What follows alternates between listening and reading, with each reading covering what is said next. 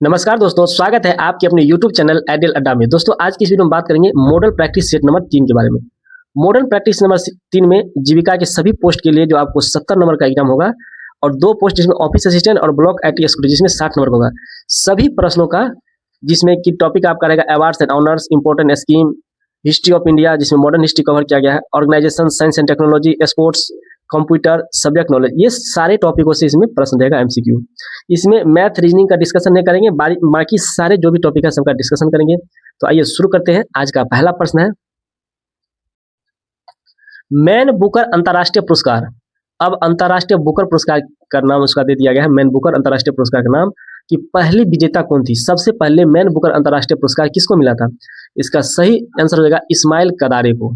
इसका सही ऑप्शन होगा ऑप्शन नंबर बी, इस्माइल कदारे को। मैन बुकर अंतरराष्ट्रीय पुरस्कार के पहले विजेता इस्माइल कदारे है। अब मैन बुकर पुरस्कार को अब अंतरराष्ट्रीय बुकर पुरस्कार के नाम से जाना जाता है। उन्होंने 2005 में यह पुरस्कार जीता जो उनके समग्र साहित्यिक कार्य को मान्यता देता है। इस्माइल कदारे अल्बानिया मूल के एक प्रसिद्ध लेखक है। यह पुरस्कार किसी भी भाषा में लिखी गई और अंग्रेजी में अनुवादित उपन्यासों को प्रदान किया जाता है। अगला प्रश्न है सृष्टि योजना का उद्देश्य क्या है? तो सृष्टि योजना का उद्देश्य है ऑप्शन नंबर सी। इसका सही आंसर होगा ऑप्शन नंबर सी। इसका उद्देश्य है विज्ञान अनुसंधान और नवाचार को बढ़ावा देना। सृष्टि योजना का मुख्य उद्देश्य है विज्ञान अनुसंधान और नवाचार को बढ़ावा देना। सृष्टि योजना का मुख्य उद्देश्य विज्ञान अनुसंधान नवाचार को बढ़ावा देना है। हालांकि सृष्टि के नाम से कई पहले हो सकती है। सबसे पहले संदर्भों में से एक विज्ञान और प्रौद्योगिकी मंत्रालय द्वारा 2018 में लॉन्च किया गया strategic programme on research and innovation in secure and technology for Indian cyber space है। यह योजना साइबर सुरक्षा के क्षेत्र में अनुसंधान और विकास को बढ़ावा देने पर केंद्रित है।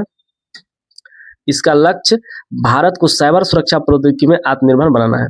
सृष्टि एक समान शब्द है और विभिन्न क्षेत्रों में समान नाम की छोटी पहलें हो सकती है। यह उत्तर साइबर सुरक्षा से संबंधित एक प्रमुख सरकारी पहल से संदर्भित है। अगला प्रश्न है भारतीय स्वतंत्रता लीग। भारतीय स्वतंत्रता लीग की स्थापना किसने की थी? इसका सही आंसर हो जाएगा ऑप्शन नंबर सी, रास बिहारी बोस ने।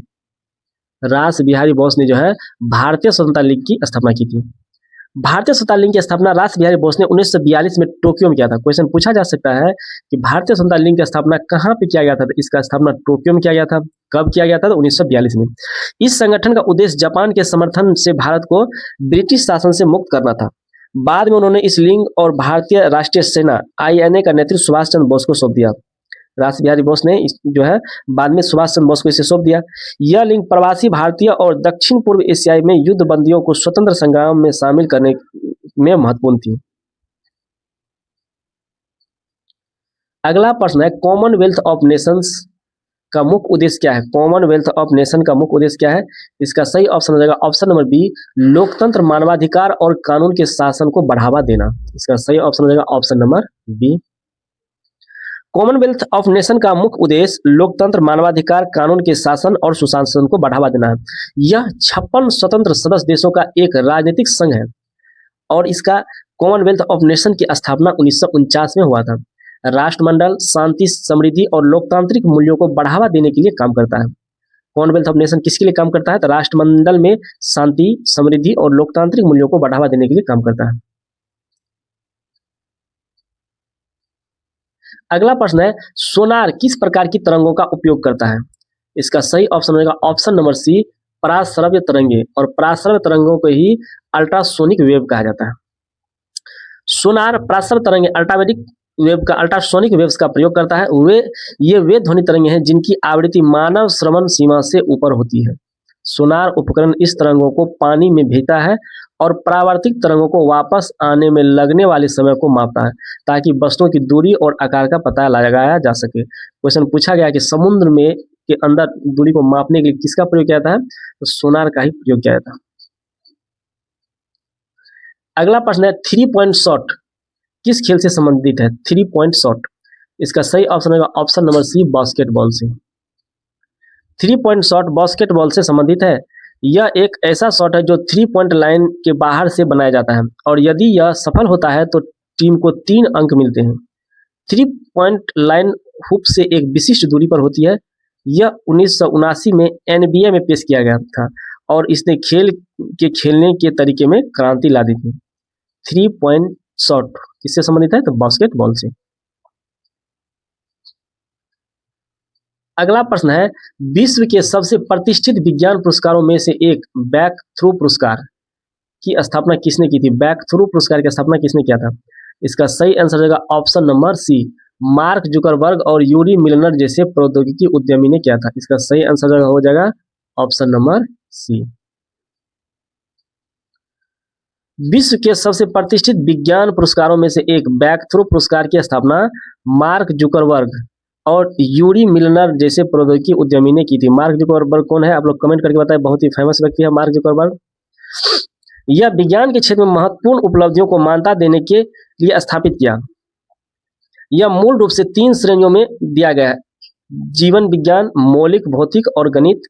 इसकी स्थापना 2012 में हुई थी और इसे विज्ञान के ऑस्कर के रूप में भी जाना जाता है। क्वेश्चन पूछा जाता है उल्टा करके कि विज्ञान के ऑस्कर के रूप में किसे जाना जाता है? तो बैक थ्रू पुरस्कार को।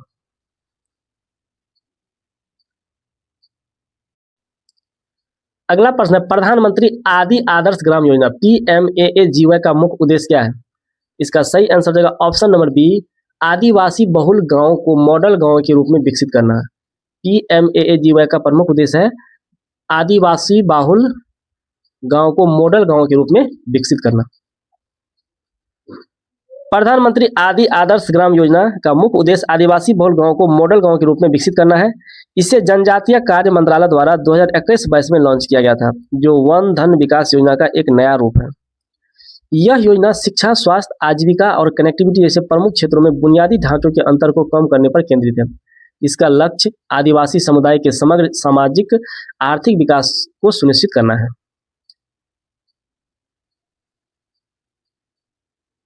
अगला प्रश्न है, गांधी जी ने किस आंदोलन के दौरान नो टैक्स अभियान चलाया था? बहुत अच्छा प्रश्न है। गांधी जी ने किस आंदोलन के दौरान नो टैक्स अभियान चलाया था? इसका सही आंसर होगा ऑप्शन नंबर बी, सविनय अवज्ञा आंदोलन। सविनय अवज्ञा आंदोलन, विशेषकर खेड़ा सत्याग्रह के समय। गांधी जी ने सविनय अवज्ञा आंदोलन के दौरान नो टैक्स अभियान चलाया था। विशेष रूप से खेड़ा सत्याग्रह जब 1918 में हुआ था, तब खेड़ा के किसानों ने अकाल के कारण खराब होने के बावजूद ब्रिटिश सरकार द्वारा लगाए गए करों का भुगतान करने से इनकार कर दिया था। गांधी जी ने किसानों को करों का भुगतान न करने की सलाह दी और इस आंदोलन का सफलतापूर्वक नेतृत्व किया। यह आंदोलन गांधी जी के शुरुआती सत्याग्रहों में से एक था। अगला प्रश्न है, अंतर्राष्ट्रीय न्यायालय ICJ के न्यायाधीशों का कार्यकाल कितने वर्ष का होता है? इसका सही आंसर होगा ऑप्शन नंबर सी, 9 वर्ष का। इसका सही आंसर होगा ऑप्शन नंबर सी, अंतर्राष्ट्रीय न्यायालय का जो न्यायाधीश होता है उसका कार्यकाल कितने दिनों का होता है? 9 वर्ष का। अंतर्राष्ट्रीय न्यायालय ICJ के न्यायाधीशों का कार्यकाल 9 वर्ष का होता है। ICJ संयुक्त राष्ट्र का मुख्य न्यायिक अंग है। इसका मुख्यालय हेग, नीदरलैंड में स्थित है। न्यायाधीशों को संयुक्त राष्ट्र महासभा और संयुक्त राष्ट्र सुरक्षा परिषद द्वारा चुना जाता है। अंतर्राष्ट्रीय न्यायालय के न्यायाधीशों को किसके द्वारा चुना जाता है? इसके न्यायाधीश को संयुक्त राष्ट्र महासभा और संयुक्त राष्ट्र सुरक्षा परिषद के द्वारा इसे चुना जाता है। अगला प्रश्न है, अंतरिक्ष में जाने वाले पहले भारतीय कौन थे? सबसे पहले अंतरिक्ष में पहुंचने वाले भारतीय कौन थे? इसका सही आंसर हो जाएगा option number C, Rakesh Sharma. Rakesh Sharma अंतरिक्ष में जाने वाले पहले भारतीय राकेश शर्मा थे। उन्होंने 1984 में सोवियत संघ के सोयूज T11 मिशन के हिस्से के रूप में अंतरिक्ष में यात्रा की थी। क्वेश्चन पूछा जा सकता है कि किस मिशन के हिस्से के रूप में राकेश शर्मा ने जो है अंतरिक्ष में गया था? ये सोवियत संघ का सोयूज T11 मिशन था उसके तहत। और राकेश शर्मा कब अंतरिक्ष में गया था पहली बार? 1984 ईस्वी में। किस देश के माध्यम से? तो सोवियत संघ, हमारे देश के भारत के माध्यम से यह नहीं गया था पहली बार। भारत का भी आएगा क्वेश्चन। वे अंतरिक्ष में जाने वाले 138वें व्यक्ति थे। उन्होंने अंतरिक्ष से भारत को देखने पर सारे जहां से अच्छा टिप्पणी की थी। उसने अंतरिक्ष से जो भारत को देखा तो उसने टिप्पणी किया था कि सारे जहां से अच्छा जो है हमारा देश भारत है। भारत को सभी देशों से अच्छा बताया था। अगला प्रश्न है, ड्रॉप गोल किस खेल से संबंधित है? ड्रॉप गोल, तो इसका सही आंसर होगा ऑप्शन नंबर बी, रग्बी से। ड्रॉप गोल किससे संबंधित है? रग्बी से। ड्रॉप गोल रग्बी खेल से संबंधित है। यह तब होता है जब एक खिलाड़ी गेंद को जमीन पर गिराता है और तुरंत उसे उछलने के बाद किक करता है, जिससे वह गोल पोस्ट के बीच और क्रॉस बार के ऊपर से जाती है। ड्रॉप गोल आमतौर पर फील्ड गोल के रूप में 3 अंक के लायक होते हैं। यह रग्बी यूनियन और रग्बी लीग दोनों में स्कोर करने का एक तरीका है ड्रॉप गोल। अगला प्रश्न है बोलोनिया रग्बी पुरस्कार किस क्षेत्र से संबंधित है? बोलोनिया रग्बी पुरस्कार, इसका सही आंसर हो जाएगा बच्चों की किताब से संबंधित है। बच्चों की किताब, बोलोनिया रग्बी पुरस्कार बच्चों की किताबें। बोलोनिया रग्बी पुरस्कार बच्चों की किताबें के क्षेत्र से संबंधित यह बोलोनिया चिल्ड्रन बुक फेयर में दिया जाने वाला एक प्रतिष्ठित पुरस्कार है। यह बच्चों को पुस्तकों के लिए सबसे बेहतरीन सचित्र और ग्राफिक डिजाइन को मान्यता देता है। यह 1966 में स्थापित किया गया था। बोलोनिया रग्बी पुरस्कार की शुरुआत कब से किया गया था? 1966 ईस्वी से। अगला प्रश्न है राष्ट्रीय वयोश्री योजना का उद्देश्य क्या है? राष्ट्रीय वयोश्री योजना का उद्देश्य क्या है? इसका सही आंसर हो जाएगा option number B. Option number B, गरीबी रेखा से नीचे बीपीएल के वरिष्ठ नागरिकों को शारीरिक सहायता उपकरण प्रदान करना है राष्ट्रीय वयोश्री योजना का मुख्य उद्देश्य। राष्ट्रीय वयोश्री योजना के उद्देश्य गरीबी रेखा से नीचे बीपीएल के वरिष्ठ नागरिकों को शारीरिक सहायता उपकरण प्रदान करना है। इसे सामाजिक न्याय और अधिकारिता मंत्रालय द्वारा 2017 में लॉन्च किया गया था। यह योजना उम्र से संबंधित अक्षमताओं जैसे कम दृष्टि, सुनने में परेशानी, दांतों का नुकसान और चलने फिरने की समस्या से पीड़ित वरिष्ठ नागरिकों को सहायक उपकरण प्रदान करती है। इसका लक्ष्य वरिष्ठ नागरिकों को गरिमापूर्ण जीवन जीने में मदद करना है। अगला प्रश्न है भारतीय राष्ट्रीय कांग्रेस के किस अधिवेशन में नरम दल और गरम दल के बीच समझौता हुआ था? बहुत ही बेहतरीन प्रश्न है, कई एग्जामों में यह पूछा जा चुका है। इसका सही आंसर हो जाएगा लखनऊ अधिवेशन 1916। इसका सही आंसर होगा लखनऊ अधिवेशन 1916। भारतीय राष्ट्रीय कांग्रेस के लखनऊ अधिवेशन 1916 में नरम दल और गरम दल के बीच समझौता हुआ था। इस अधिवेशन की अध्यक्षता अंबिका चरण मजूमदार ने की थी। यह बीपीएससी टीआरई में भी पूछा गया क्वेश्चन, टीचर एग्जाम में। इस समझौते को लखनऊ पैक्ट के नाम से भी जाना जाता है, जिससे कांग्रेस और मुस्लिम लीग के बीच में समझौता हुआ था। क्वेश्चन पूछा गया था लखनऊ पैक्ट में किसके किसके बीच समझौता हुआ था? बीपीएससी में पूछा है, कांग्रेस और मुस्लिम लीग के बीच में समझौता हुआ था। इस सुलह से भारतीय राष्ट्रीय आंदोलन को एक नई गति मिली थी। अगला प्रश्न है रासायनिक हथियार निषेध संगठन organisation for the prohibition of chemical weapons OPCB का मुख्यालय कहाँ स्थित है? इसका सही आंसर हो जाएगा option number A, Hague, Netherland में। रासायनिक हथियार निषेध संगठन ओपीसीडब्ल्यू का मुख्यालय हेग, नीदरलैंड में स्थित है। इसकी स्थापना 29 अप्रैल 1997 को हुआ था। ओपीसीडब्ल्यू का स्थापना 29 अप्रैल 1997 को हुआ। ओपीसीडब्ल्यू रासायनिक हथियार सम्मेलन सीडब्ल्यूसी की प्रभावी कार्यान्वयन को सुनिश्चित करने वाली अंतर्राष्ट्रीय संगठन है। इसका उद्देश्य रासायनिक हथियारों के उन्मूलन को प्राप्त करना है। अगला प्रश्न है भारत में आयोडीन की कमी से शरीर में आयोडीन की कमी से कौन सा रोग होता है? तो शरीर में आयोडीन की कमी से कौन सा रोग होगा? बहुत अच्छा प्रश्न है। तो इसका सही आंसर रहेगा ऑप्शन नंबर बी, घेंघा रोग। शरीर में आयोडीन की कमी से घेंघा रोग होता है। शरीर में आयोडीन की कमी से घेंघा, जिसे हम लोग ग्वाइटर भी कहते हैं इंग्लिश में घेंघा को ग्वाइटर रोग कहता होता है। घेंघा एक ऐसी स्थिति जिसमें थायराइड ग्रंथि असमान रूप से बढ़ जाती है। थायराइड ग्रंथि क्या होता है? बढ़ जाता है। और थायराइड ग्रंथि थायराइड हार्मोन का उत्पादन करने के लिए आयोडीन का उपयोग करती है, जो शरीर के चयापचय को और वृद्धि को नियंत्रित करते हैं। आयोडीन युक्त नमक का उपयोग इस रोग को रोकने के लिए एक समान तरीका है।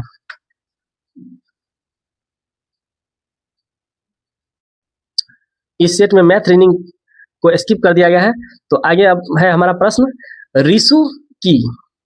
रिसु की दबाकर कंप्यूटर में डेटा इनपुट करना चाहता है तो उसे किस इनपुट डिवाइस का उपयोग करना चाहिए? रिसु की दबाकर कंप्यूटर में डेटा इनपुट करना चाहता है, डाटा इनपुट किस इनपुट डिवाइस से किया जाता है? इसका सही आंसर होगा ऑप्शन नंबर ए, कीबोर्ड से। डाटा इनपुट किससे होगा? कीबोर्ड से। कंप्यूटर की कीबोर्ड एक इनपुट डिवाइस है जिसका उपयोग बटन या कुंजी दबाकर कंप्यूटर सिस्टम में अक्षर और फंक्शन दर्ज करने के लिए किया जाता है। स्कैनर का क्या काम है? स्कैनर इनपुट डिवाइस है जो फोटोग्राफिक, प्रिंट, पोस्टर, पत्रिका पृष्ठों से छवियों को कैप्चर करता है। जॉयस्टिक का क्या काम है? तो जॉयस्टिक इनपुट डिवाइस है, इसका उपयोग कर्सर को नियंत्रित करने और गेमिंग उद्देश्यों के लिए किया जाता है जॉयस्टिक का प्रयोग। इनपुट डिवाइस में क्या क्या होता है और आउटपुट डिवाइस क्या होता है? बहुत क्वेश्चन पूछा जाता है, आप लोग नोट बना लेंगे। इनपुट क्या क्या होता है? तो माउस हमारा क्या है? इनपुट डिवाइस है। लाइट पेन क्या है? इनपुट डिवाइस है। ट्रैक बॉल क्या है? इनपुट डिवाइस है। डिजिटाइजर क्या है? इनपुट डिवाइस है। माइक्रोफोन इनपुट डिवाइस है। ग्राफिक इनपुट डिवाइस है। टैबलेट इनपुट डिवाइस है। आउटपुट डिवाइस में कौन कौन आता है? मॉनिटर हमारा आउटपुट डिवाइस है, प्रिंटर आउटपुट डिवाइस है, स्पीकर आउटपुट डिवाइस है, हेडफोन आउटपुट डिवाइस है, प्रोजेक्टर आउटपुट डिवाइस है, प्लॉटर आउटपुट डिवाइस है, ऑप्टिकल मार्क रीडर ये भी हमारा आउटपुट डिवाइस है। तो इनपुट आउटपुट डिवाइस है तो निश्चित प्रश्न देगा, इसको अच्छा से देख लेना है। इनपुट आउटपुट कौन कौन डिवाइस इनपुट है और कौन कौन डिवाइस आउटपुट है। अगला प्रश्न है, निम्नलिखित में से एक आउटपुट डिवाइस है, ऐसे ऑप्शन देगा कौन कौन है? Scanner, projector, MICR, magnetic ink character recognition, OCR device. इसका सही आंसर होगा option number B. Output device क्या है? प्रोजेक्टर। प्रोजेक्टर आउटपुट डिवाइस है।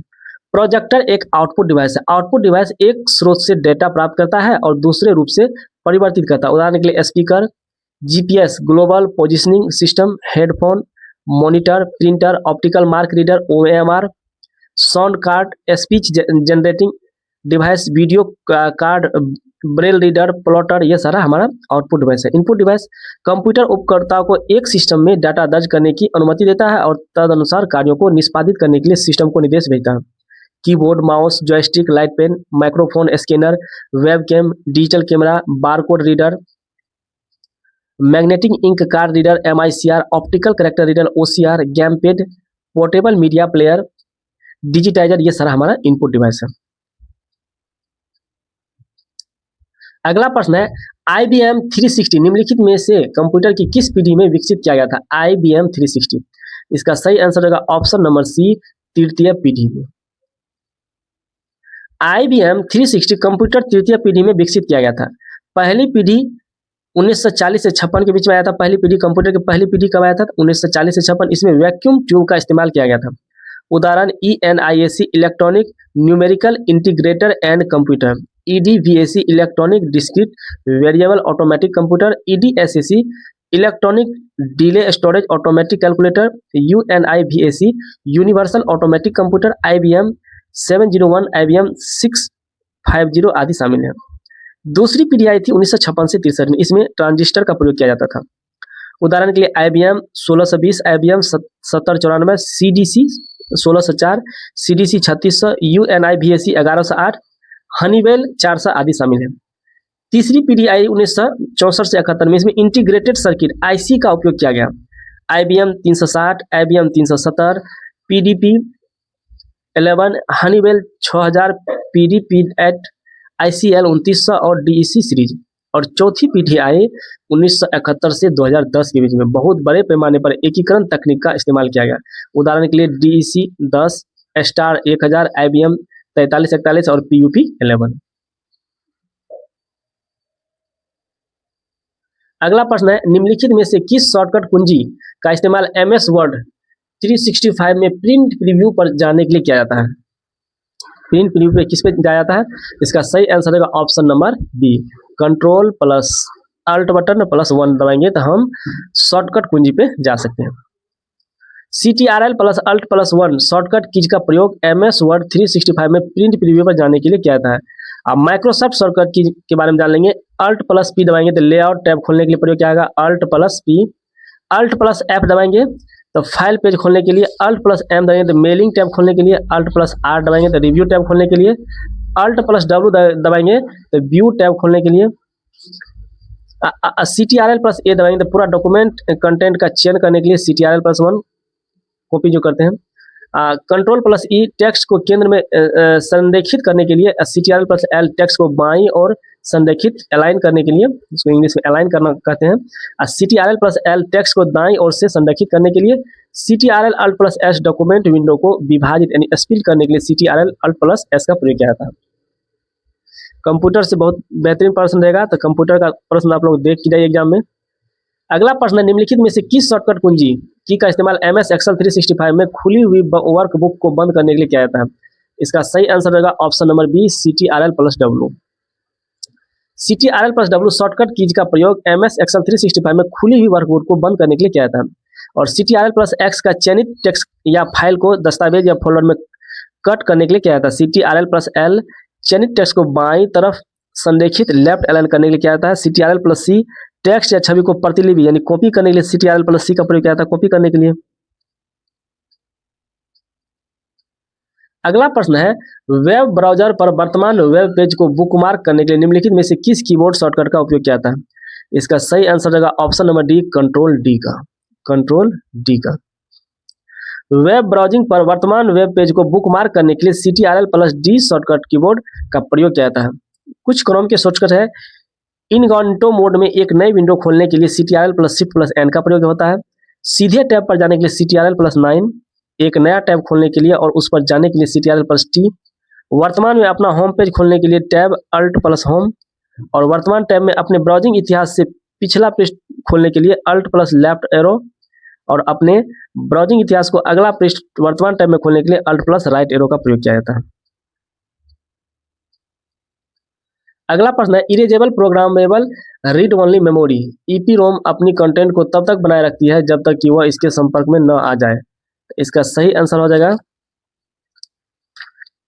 ऑप्शन नंबर सी, पराबैंगनी प्रकाश की। पराबैंगनी प्रकाश। इसका सही आंसर है ऑप्शन नंबर सी, पराबैंगनी प्रकाश। EPROM erasable programmable read only memory अपनी कंटेंट को तब तक बनाए रखती है जब तक कि पराबैंगनी प्रकाश के संपर्क में न आ जाए। EPROM erasable programmable read only memory एक मेमोरी है जो विद्युत आपूर्ति बंद होने पर अपना डेटा नहीं खोती है। रोम रीड ओनली मेमोरी को आगे चारों प्रकारों में वर्गीकृत किया गया है, MROM, मास्क रोम, PROM प्रोग्रामेबल रोम और EPROM इलेक्ट्रॉनिक इरेजेबल प्रोग्रामेबल रोम। अगला प्रश्न है डैश कंप्यूटर के आवश्यक प्रसंस्करण भागों को धारण करने वाला प्रमुख सर्किट बोर्ड है। इसका सही आंसर रहेगा option number D, motherboard. Computer के आवश्यक प्रसंस्करण भागों को धारण करने वाला प्रमुख सर्किट मदरबोर्ड होता है। Motherboard main board, system board, planar board या लॉजिक बोर्ड कंप्यूटर के आवश्यक प्रसंस्करण भागों को धारण करने वाला प्रमुख सर्किट बोर्ड होता है। मदरबोर्ड को ही मेन बोर्ड भी कहते हैं, सिस्टम बोर्ड भी कहते हैं, प्लानर बोर्ड भी कहते हैं और लॉजिक बोर्ड भी कहते हैं। ये सारे मदरबोर्ड का ही नाम है। CPU का फुल फॉर्म कई बार पूछा जा चुका है, सेंट्रल प्रोसेसिंग यूनिट। यह एक कंप्यूटर का मस्तिष्क होता है। क्वेश्चन पूछा जाएगा कंप्यूटर का मस्तिष्क किसे कहा जाता है? तो CPU को, जिसमें इनपुट को प्रोसेस करने, डाटा स्टोर करने और आउटपुट परिणामों के लिए आवश्यक सभी सर्किट शामिल है। रैम, रैंडम एक्सेस मेमोरी, यह एक कंप्यूटर की शॉर्ट टर्म मेमोरी है जहां प्रोसेसर द्वारा वर्तमान में उपयोग किए जा रहे डेटा को स्टोर करता है। इसका काम रैम का है। फर्मवेयर क्या है? फर्मवेयर माइक्रो कोड या प्रोग्राम का एक रूप है जो हार्डवेयर उपकरणों में अंतर्निहित होता है ताकि उन्हें प्रभावी ढंग से संचालित करने में मदद मिल सके। फर्मवेयर।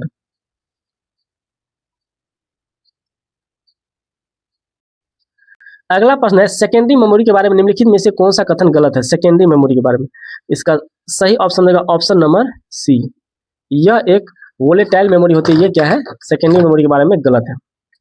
यह एक वोलेटाइल मेमोरी है। सेकेंडरी मेमोरी ऐसी कंप्यूटर मेमोरी है जो नॉन वोलेटाइल, अस्थायी और कंप्यूटर द्वारा तुरंत एक्सेस करने योग्य नहीं है। उदाहरण hard drive, solid state drive, SSD, flash और ऑप्टिकल ड्राइव।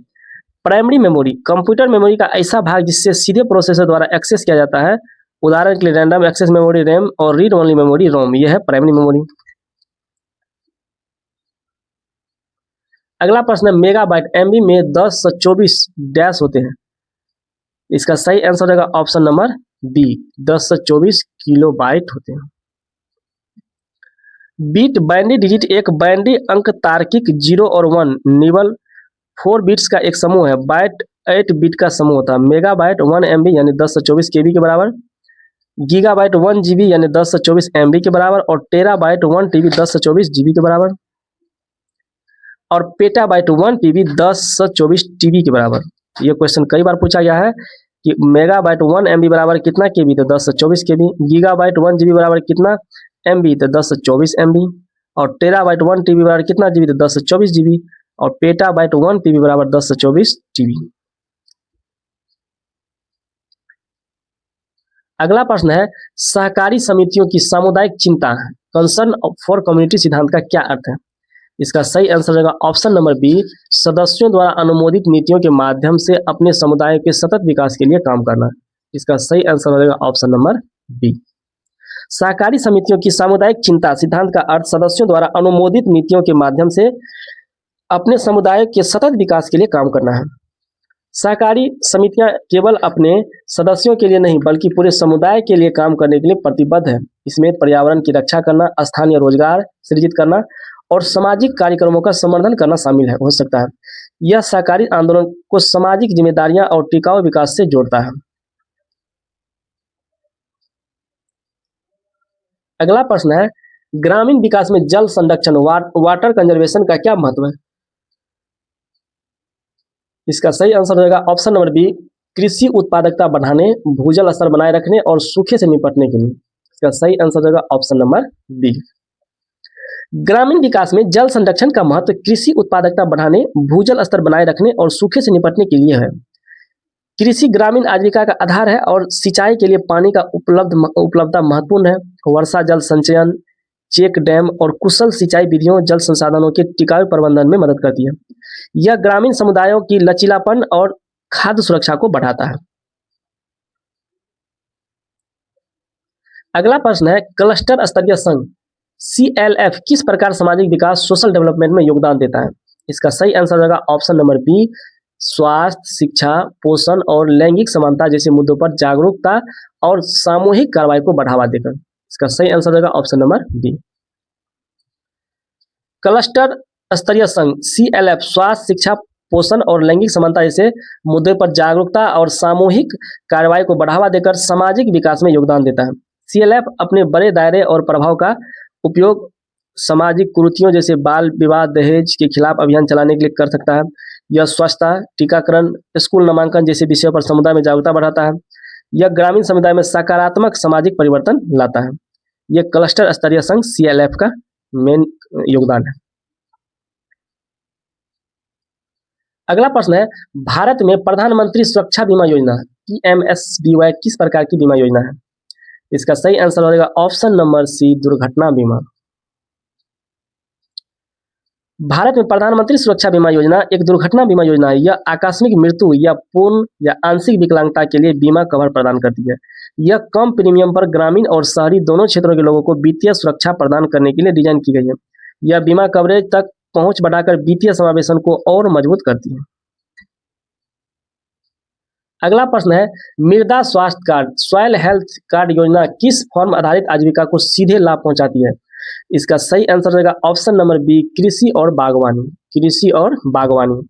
मृदा स्वास्थ्य कार्ड योजना और कृषि और बागवानी दोनों फॉर्म आधारित आजीविका को सीधे लाभ पहुंचाती है। यह योजना किसानों को उनकी मिट्टी के पोषक तत्वों की स्थिति के बारे में जानकारी प्रदान करती है। इससे किसान अपनी फसलों के लिए सही उर्वरक और पोषक तत्वों का उपयोग कर सकते हैं, जिससे उपज बढ़ती है और लागत कम होती है। स्वस्थ मिट्टी कृषि और बागवानी दोनों के लिए मौलिक है।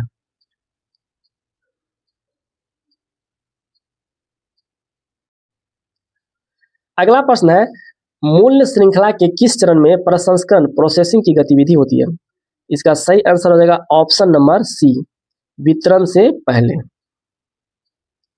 मूल्य श्रृंखला के वितरण से पहले के चरण में प्रसंस्करण की गतिविधि होती है। प्रसंस्करण कच्चे कृषि उत्पादकों को अधिक मूल्यवान उपभोक्ता तैयार वस्तुओं को बदलने की प्रक्रिया है। यह आमतौर पर कटाई के बाद लेकिन अंतिम बाजार में वितरण से पहले होता है। उदाहरणों में गेहूं से आटा, फसलों से जैम या दूध से पनीर बनाना शामिल है। ये मूल्य संवर्धन में, मूल्य श्रृंखला में। अगला प्रश्न है, मीटिंग रजिस्टर में कोरम का रिकॉर्ड क्यों महत्वपूर्ण है? इसका सही आंसर रहेगा ऑप्शन नंबर बी, यह सुनिश्चित करने के लिए कि बैठक वैध है और उसमें लिए गए निर्णय कानूनी रूप से बाध्यकारी है। इसका सही आंसर रहेगा option number B. Meeting register में कोरम का रिकॉर्ड महत्वपूर्ण है क्योंकि यह सुनिश्चित करने के लिए कि बैठक वैध है और उसमें लिए गए निर्णय कानूनी रूप से बाध्यकारी है। कोरम समूह के नियमों द्वारा आवश्यक न्यूनतम सदस्यों की संख्या है जो बैठक में निर्णय लेने के लिए मौजूद होने चाहिए।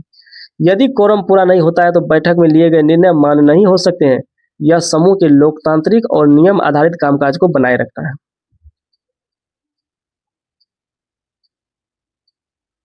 अगला प्रश्न है, वित्तीय साक्षरता में ऋण चुकाने की क्षमता रीपेमेंट कैपेसिटी का आकलन क्यों महत्वपूर्ण है? इसका सही आंसर रहेगा ऑप्शन नंबर बी, यह सुनिश्चित करने के लिए कि आप ऋण को बिना किसी कठिनाई के समय पर चुका सकें। इसका सही आंसर रहेगा ऑप्शन नंबर बी। वित्तीय साक्षरता में ऋण चुकाने की क्षमता का आकलन महत्वपूर्ण है क्योंकि यह एक सुनिश्चित करने के लिए कि आप ऋण को बिना किसी कठिनाई के समय पर चुका सकते हैं। इसमें आपकी आय, वर्तमान खर्चे और मौजूदा ऋणों के आधार पर आपकी मासिक चुकौती क्षमता का विश्लेषण करना शामिल है। अपनी क्षमता से अधिक ऋण लेने से वित्तीय तनाव और ऋण जाल हो सकता है। यह विवेकपूर्ण वित्तीय निर्णय लेने का एक महत्वपूर्ण हिस्सा है। प्रधानमंत्री सुरक्षा बीमा योजना PMSBY किस प्रकार की बीमा कवर प्रदान करती है? इसका सही आंसर हो जाएगा ऑप्शन नंबर सी, आकस्मिक मृत्यु और विकलांगता बीमा के। प्रधानमंत्री सुरक्षा बीमा योजना PMSBY आकस्मिक मृत्यु और विकलांगता बीमा कवर प्रदान करती है। यह योजना दुर्घटना के कारण मृत्यु या पूर्ण या आंशिक विकलांगता की स्थिति में बीमित व्यक्ति या उसके नामांकित व्यक्ति को वित्तीय सहायता प्रदान करती है। यह बहुत कम वार्षिक प्रीमियम पर उपलब्ध है, जिससे यह समाज के व्यापक वर्ग के लिए सुलभ हो जाती है। यह योजना अप्रत्याशित दुर्घटनाओं से उत्पन्न होने वाली वित्तीय जोखिम से सुरक्षा प्रदान करती है।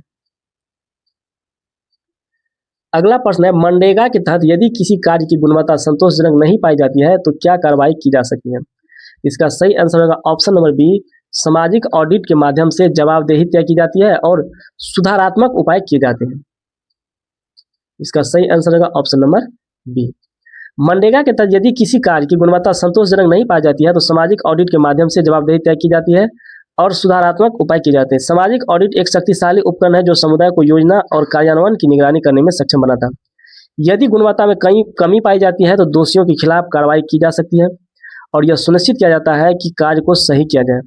यह योजना में पारदर्शिता, दक्षता और जवाबदेही को बढ़ाता है। अगला प्रश्न है, दीनदयाल अंत्योदय योजना राष्ट्रीय ग्रामीण आजीविका मिशन DAY-NRLM के तहत स्वयं सहायता समूह SHG के डिजिटल सशक्तिकरण के लिए कौन सी पहल की जा रही है? तो इसका सही आंसर होगा ऑप्शन नंबर बी, डीजी पे सखी आधार सक्षम भुगतान प्रणाली और डिजिटल लेनदेन के लिए प्रशिक्षण। इसका सही आंसर होगा option number B. Deendayal Antyodaya योजना राष्ट्रीय ग्रामीण आजीविका मिशन DAY-NRLM के तहत स्वयं सहायता समूह SHG के डिजिटल शक्तिकरण के लिए डीजी पे सखी आधार सक्षम भुगतान प्रणाली AEPS और डिजिटल लेनदेन के लिए प्रशिक्षण जैसी पहल की जा रही है। इसका उद्देश्य SHG सदस्यों को डिजिटल वित्तीय सेवाओं तक पहुंच प्रदान करना है और उन्हें डिजिटल रूप से साक्षर बनाना है। डीजी पे सखी महिलाएं होती है जो अन्य SHG सदस्यों को AEPS के माध्यम से लेन देन करने में मदद करती है। यह ग्रामीण क्षेत्रों में वित्तीय समावेशन और डिजिटल भुगतान को बढ़ावा देती है। अगला प्रश्न है, प्रधानमंत्री आवास योजना ग्रामीण PMAY-G के तहत लाभार्थियों को अपने घर के निर्माण में भाग लेने का अवसर क्यों दिया जाता है? इसका सही आंसर होगा घरों में स्वामित्व की भावना पैदा करने और उनकी जरूरतों के अनुसार अनुकूल करने के और निर्माण गुणवत्ता सुनिश्चित करने के लिए। सही आंसर होगा ऑप्शन नंबर बी। प्रधानमंत्री आवास योजना ग्रामीण PMAY के तहत लाभार्थियों को अपने घर के निर्माण में भाग लेने का अवसर घरों में स्वामित्व की भावना पैदा करने, उनकी जरूरतों के अनुसार अनुकूल करने और निर्माण गुणवत्ता सुनिश्चित करने के लिए दिया जाता है। लाभार्थी स्वयं घर के डिजाइन में इनपुट दे सकते हैं और निर्माण प्रक्रिया की निगरानी कर सकते हैं। यह उन्हें एक ऐसा घर बनाने को सक्षम बनाता है जो उनकी आवश्यकताओं और पसंद के अनुरूप हो। यह योजना विकेंद्रीकृत और जन केंद्रित दृष्टिकोण को दर्शाता है।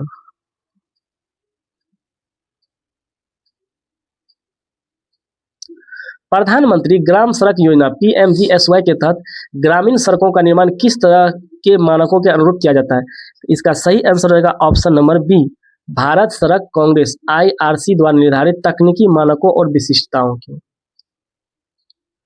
प्रधानमंत्री ग्राम सड़क योजना के तहत ग्रामीण सड़कों का निर्माण भारतीय सड़क कांग्रेस IRC द्वारा निर्धारित तकनीक मानकों और विशिष्टताओं के अनुरूप किया जाता है। IRC सड़क निर्माण के लिए राष्ट्रीय स्तर पर स्वीकृत मानक स्थापित करता है। यह सुनिश्चित करता है कि निर्मित सड़कें उच्च गुणवत्ता वाली, सुरक्षित और टिकाऊ हो। इन मानकों का पालन योजना के कुशल और प्रभावी कार्यान्वयन के लिए महत्वपूर्ण है।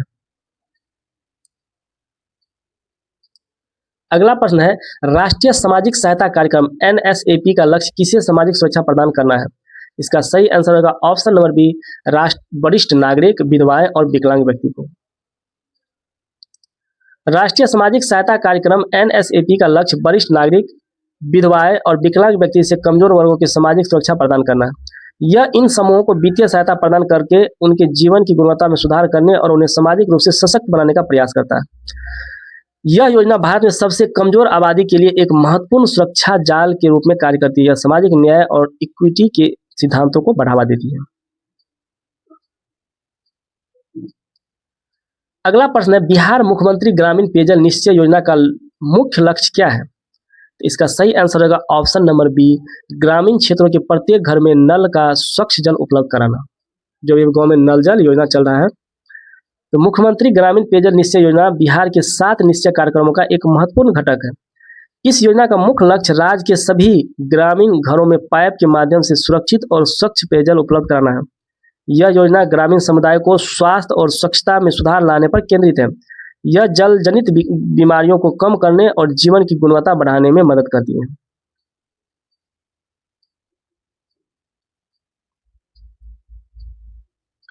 अगला प्रश्न है, बिहार मुख्यमंत्री अल्पसंख्यक छात्रावास अनुदान योजना का उद्देश्य क्या है?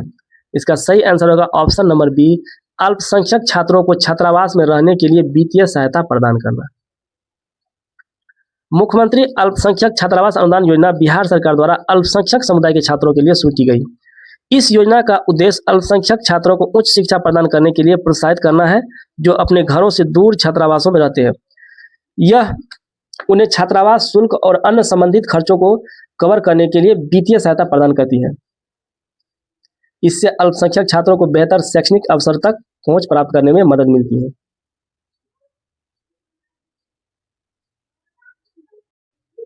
अगला प्रश्न है, बिहार में मुख्यमंत्री कृषि यंत्र सब्सिडी रोजगार का लाभ किसे मिलता है?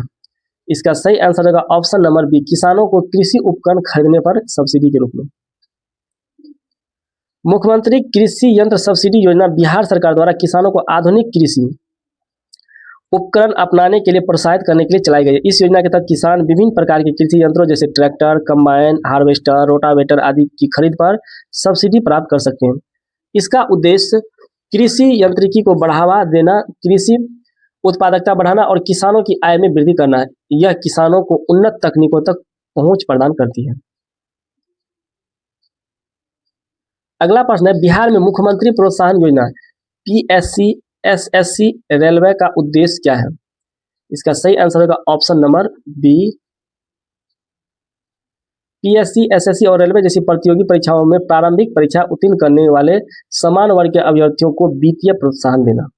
मुख्यमंत्री प्रोत्साहन योजना PSC, SSC रेलवे बिहार सरकार द्वारा समान वर्ग के छात्रों को प्रतियोगी परीक्षाओं में सफलता के लिए प्रोत्साहित करने के लिए शुरू की गई है। इस योजना के तहत PSC, राज्य लोक सेवा आयोग, SSC कर्मचारी चयन आयोग और रेलवे RRB जैसी प्रतियोगी परीक्षाओं में की प्रारंभिक परीक्षा उत्तीर्ण करने वाले समान वर्ग के अभ्यर्थियों को वित्तीय सहायता प्रदान की जाती है। इसका उद्देश्य इन छात्रों को मुख्य परीक्षा की तैयारी जारी रखने के लिए वित्तीय सहायता प्रदान करना है। यह योजना युवाओं को सरकारी नौकरी के लिए प्रोत्साहित करती है। बिहार मुख्यमंत्री कन्या उत्थान योजना के तहत स्नातक उत्तीर्ण करने पर बालिका को कितनी राशि मिलती है? इसका सही आंसर होगा ऑप्शन नंबर सी, 50,000। ये तो लगभग लोगों को पता होगा। मुख्यमंत्री कन्या उत्थान योजना बिहार सरकार की एक महत्वपूर्ण पहल है जो लड़कियों की शिक्षा और सशक्तिकरण को बढ़ावा देती है। इस योजना के तहत स्नातक की डिग्री सफलतापूर्वक पूरी करने वाली अविवाहित बालिकाओं को 50,000 रुपया की वित्तीय सहायता प्रदान की जाती है। अब तो विवाहित को मिलता है। यह प्रोत्साहन लड़कियों को उच्च शिक्षा प्राप्त करने और आत्मनिर्भर बनने के लिए प्रेरित करता है। यह योजना बाल विवाह को रोकने और महिलाओं के शैक्षणिक स्तर को ऊपर उठाने में मदद करती है। अगला प्रश्न है, बिहार में मुख्यमंत्री ग्राम संपर्क योजना किस प्रकार की सड़कों के निर्माण पर केंद्रित है? इसका सही आंसर रहेगा ऑप्शन नंबर सी, ग्रामीण सड़कें और संपर्क मार्ग। मुख्यमंत्री ग्राम संपर्क योजना MMGSY बिहार के ग्रामीण विकास विभाग द्वारा कार्यान्वित की जाती है। इसका मुख्य उद्देश्य ग्रामीण क्षेत्रों में बुनियादी ढांचा विकसित करना, विशेषकर ग्रामीण सड़कों और संपर्क मार्गों का निर्माण करना है। यह योजना दूर दराज के गांवों को मुख्य सड़क से जोड़ती है, जिससे आवागमन आसान होता है और ग्रामीण व्यवस्था को बढ़ावा मिलता है। बेहतर सड़क संपर्क ग्रामीण समुदायों के लिए शिक्षा, स्वास्थ्य और बाजार तक पहुंच सुनिश्चित करता है। आज का वीडियो कैसा लगा लाइक कमेंट करके बताएं। यदि आप इस चैनल पर नए हैं तो इस चैनल को सब्सक्राइब कर लें। आपको जीविका से संबंधित जितने भी प्रश्न हैं, मॉडल सेट है, सारा प्रश्न का एनालिसिस डिस्कशन के साथ आपको कराया जाएगा। और लगभग प्रश्न अगर आप इसका अच्छा से तैयारी कर लेते हैं, इस वीडियो को जहां नोट बनाने का नोट बना लेते हैं, तो लगभग प्रश्न आपको इस वीडियो से देखने को मिलेगा। तो मिलते हैं अगले वीडियो में, तब तक के लिए धन्यवाद। Thanks for watching.